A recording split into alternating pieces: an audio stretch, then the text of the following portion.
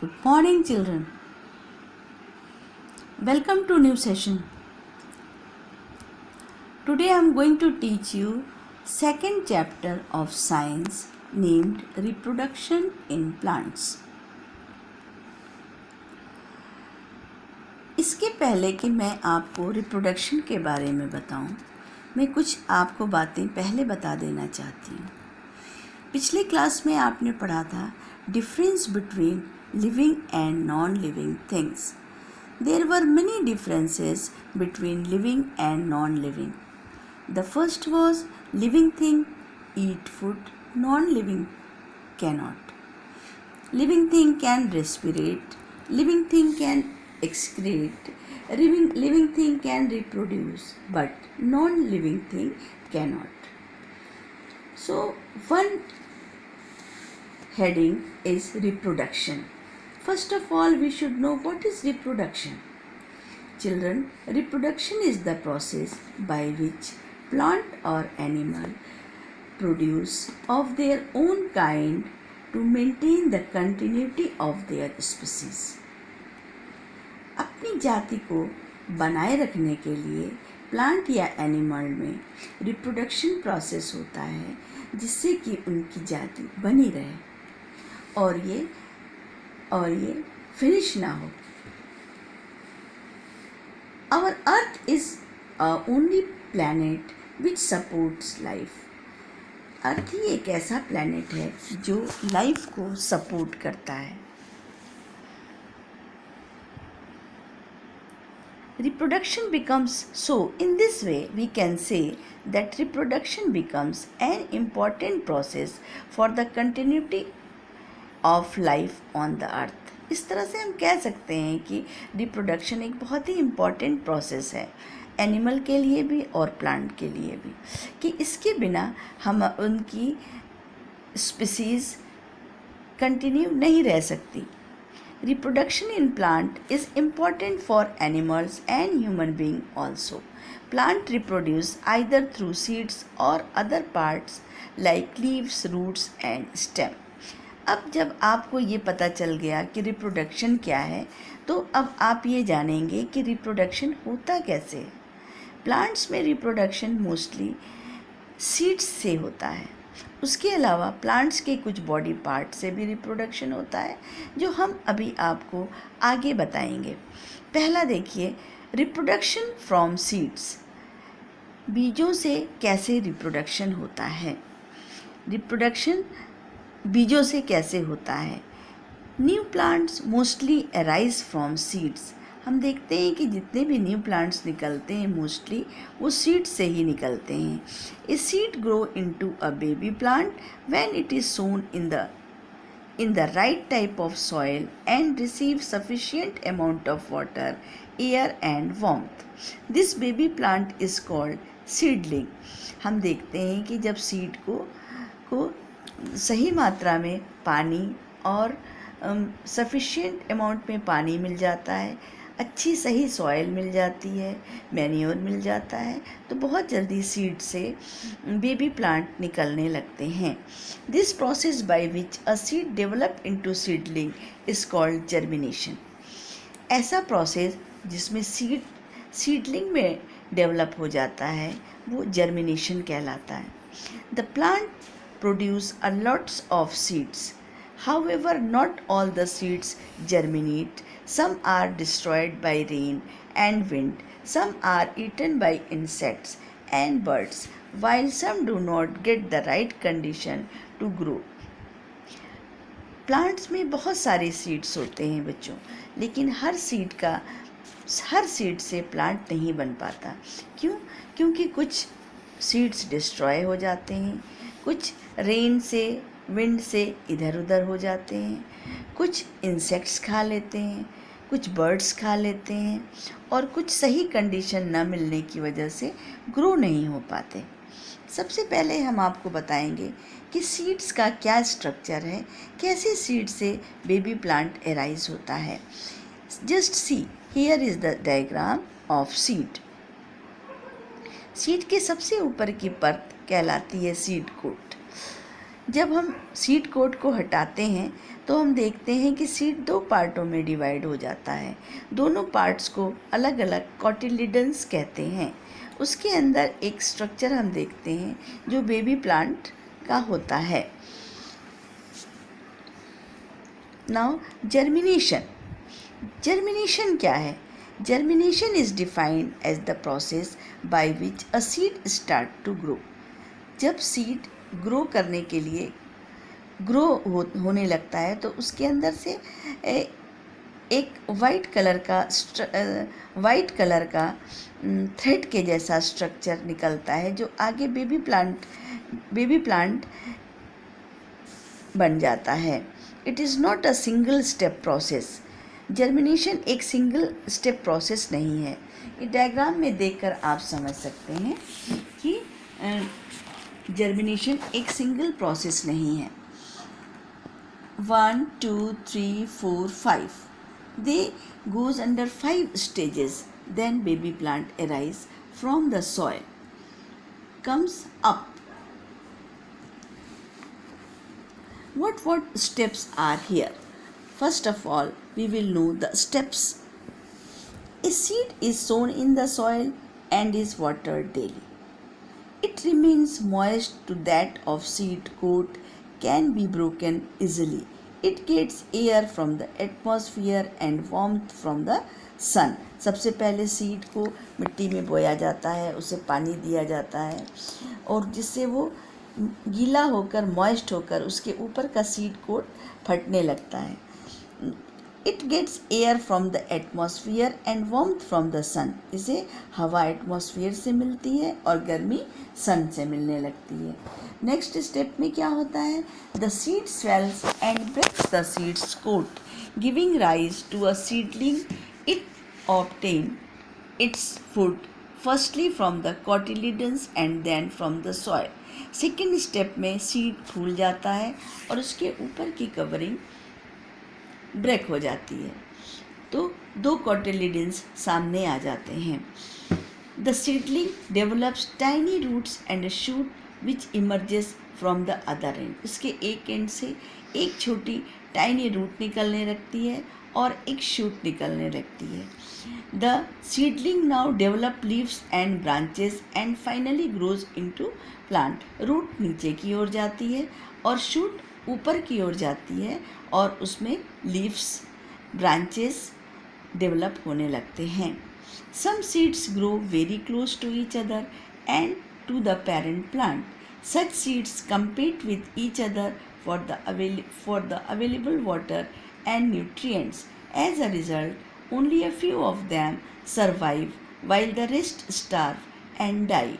To aid survival, plant take help of agents like explosion, wind, water and animals to scatter their seeds. These agents carry the plant's seeds and scatter them away. This process is called seed dispersal. यहाँ पे मैं आपको बताऊंगी कि एक plant में बहुत सारे सीड, एक प्लांट्स के फल में बहुत सारे सीड्स बनते हैं. अगर वो सारे सीड उस प्लांट के नीचे गिर जाएं तो उन्हें प्रॉपर हवा, पानी और न्यूट्रिएंट्स नहीं मिल सकता, जिसकी वजह से ये डेवलप नहीं होते. उसमें अधिक से अधिक बीज बर्बाद हो जाते हैं और प्लांट्स नहीं बन पाते. इसीलिए गॉड ने उसके लिए एक मेथड बनाया है कि सीड्स अपनी जगह पे ना रह के अपने एजेंट्स के द्वारा दूर दूर स्कैटर हो जाते हैं, फैल जाते हैं. एजेंट्स उन्हें फैला देते हैं ताकि उन्हें प्रॉपर धूप, पानी और न्यूट्रिएंट्स मिले और वो डेवलप हो जाएं. ये प्रोसेस कहलाता है seed dispersal. Dispersal and it's agents. बीजों का फैलना और उनके एजेंट्स के द्वारा बीजों का फैलना. सबसे पहला एजेंट है विंड, हवा. The seeds of the plants like cotton, sycamore and dandelion are very light. They have either wings or hair which acts as a parachutes. Seeds of maple, on the other hand, are winged. These feathers enable them to be easily carried away by wind. कुछ बीज हवा के द्वारा दूर दूर तक फैलते हैं। उसमें एग्जाम्पल है कॉटन, डैंडेलियन एंड साइक्लोमोर, जो बहुत हल्के होते हैं और उनमें हेयर्स होते हैं जो पैराशूट की तरह से हवा में उड़ जाते हैं और प्रॉपर सॉइल मिलने पर वो जर्मिनेट हो जाते हैं। वाटर, दूसरा एजेंट है वाटर। प्लांट जैसे coconut, lotus, mangrove grow near और इन द वाटर। कुछ प्लांट्स ऐसे होते हैं जो पानी में ग्रो होते हैं या तो पानी के पास ग्रो होते हैं। उनके बीज पानी की लहरों से दूर दूर तक फैल जाते हैं। एनिमल्स, तीसरा एजेंट एनिमल्स है। Human being and animal enjoy eating fleshy fruits like apples, mangoes. They throw away their seeds in different places. These seeds germinate on getting appropriate condition for growth. Animals जो है सबसे बड़ा agent है, क्योंकि इन्हें fleshy fruits बहुत पसंद है और ये खाने के बाद उनके बीज को इधर उधर फेंक देते हैं, जो एप्रोप्रिएट कंडीशन मिलने पर उनमें ग्रोथ होती है और नया पौधा बन जाता है। सिमिलरली इसी तरह से बर्ड्स भी फ्रूट्स खाते हैं और फ्रूट्स के सीड्स खाते हैं और undigested seeds come out in the faeces and germinate into new plant.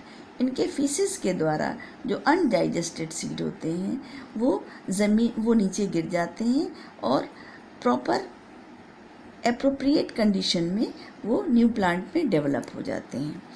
The seeds of plants like cocklebur, burdock and datura have hooks. कुछ ऐसे भी प्लांट होते हैं बच्चों जिनमें हुक्स होते हैं। तो these gets transported to different places by sticking to the fur of animals. ये एनिमल्स के फर से चिपक जाते हैं और उनके चिपक जाने के बाद वो उनके कपड़ों में चिपक के बहुत दूर दूर तक फैल जाते हैं। एक और तरीका है बीज के फैलने का, वो है explosion. Some fruits scatter their ripe seeds by exploding और ब्रस्टिंग देयर सीड स्पॉट्स। कुछ ऐसे भी प्लांट्स होते हैं जिनके फ्रूट पक जाने पर फट जाते हैं और फटने पर इनके बीज बहुत दूर दूर तक फैल जाते हैं और उनके फटने से एक आवाज़ भी होती है। इसका एग्जाम्पल कुकुम्बर है।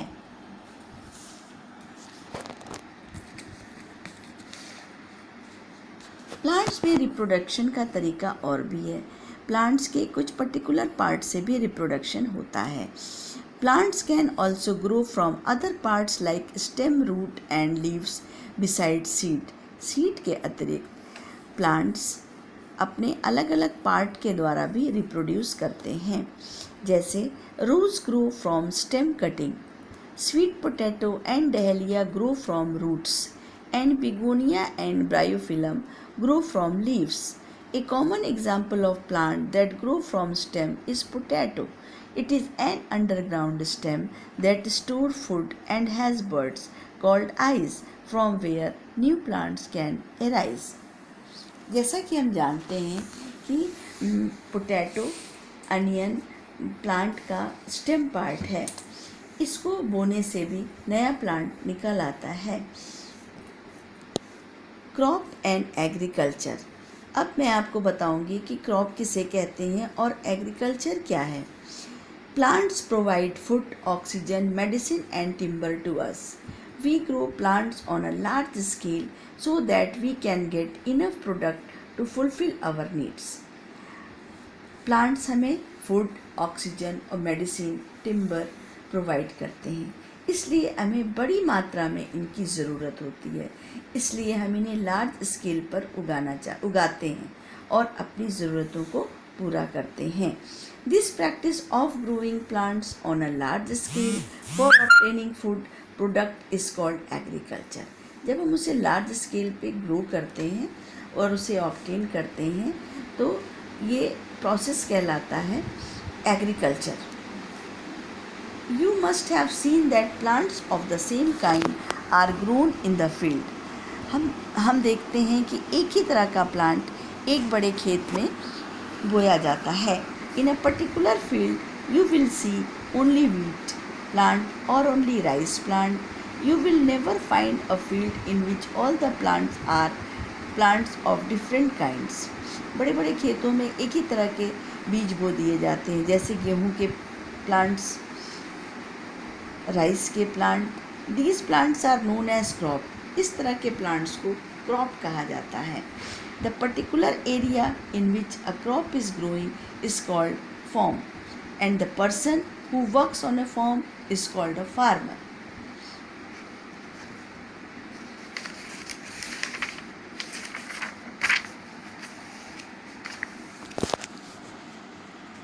While growing particular crop, the following points should be kept in the mind.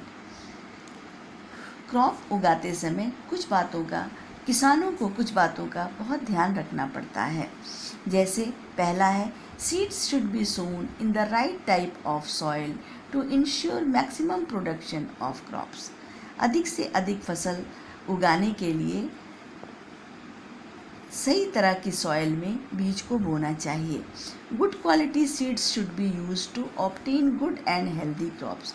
Healthy seed से ही हेल्दी प्लांट्स निकलते हैं, इसलिए बोने के लिए जो सीड का चयन हो वो हेल्दी सीड्स होने चाहिए। Different crop grow in different seasons. Kharif crop rice and maize are grown in summer from June to October. अलग अलग तरह की फसलें अलग अलग मौसम में बोई जाती हैं, उसका बहुत ध्यान रखना चाहिए। Rabi crop like wheat and gram are grown in winter from November to April. Thus it is important to sow right seeds in the right season. इसलिए सही सीड्स जो हैं हमें सही सीज़न में बोनी चाहिए ताकि अच्छी फसल हो। The field where a crop growing should be properly irrigated, otherwise the crop may dry up and die. समय समय से क्रॉप की सिंचाई होती रहनी चाहिए, नहीं तो फसल सूख जाती है। The crop is prone to damage by pests, birds, grazing animals and disease. It can be protected in the following way.